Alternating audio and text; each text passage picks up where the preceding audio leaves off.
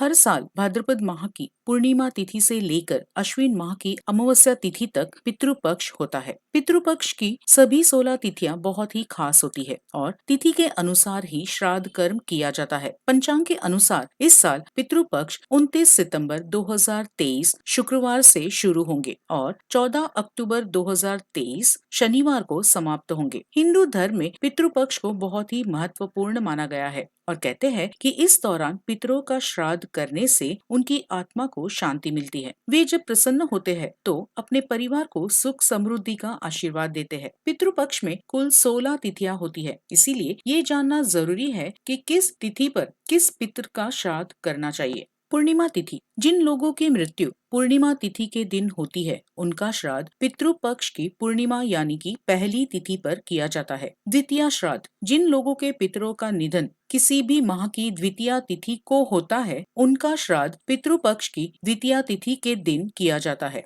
तृतीया श्राद्ध। किसी भी माह की तृतीया तिथि के दिन मृत्यु होने पर उस व्यक्ति का श्राद्ध कर्म पितृपक्ष की तृतीया तिथि के दिन होता है। चतुर्थी श्राद्ध। यदि किसी पितर की मृत्यु के दिन चतुर्थी तिथि होती है तो उनका श्राद्ध पितृपक्ष में चतुर्थी तिथि के दिन किया जाता है। पांचवा श्राद्ध। किसी अविवाहिता यानी कुंवारे पितरों का श्राद्ध पंचमी तिथि के दिन किया जाता है। छठा श्राद्ध। किसी माह की षष्ठी तिथि के दिन मृत्यु होने पर उस पितर का श्राद्ध षष्ठी तिथि के दिन किया जाता है। सातवां श्राद्ध। सप्तमी तिथि के दिन मृत्यु होने पर सप्तमी के दिन श्राद्ध किया जाता है। आठवां श्राद्ध। जिन पितरों की मृत्यु किसी भी माह की अष्टमी तिथि के दिन होती है उनका श्राद्ध पितृपक्ष की अष्टमी तिथि के दिन किया जाता है। नवमी श्राद्ध। जिन महिलाओं की मृत्यु तिथि याद ना हो उनका श्राद्ध पितृपक्ष की नवमी के दिन करना चाहिए। दशमी श्राद्ध। अगर किसी पितर की मृत्यु किसी माह की दशमी तिथि के दिन हुई है तो उसका श्राद्ध पितृपक्ष की दशमी तिथि के दिन किया जाता है।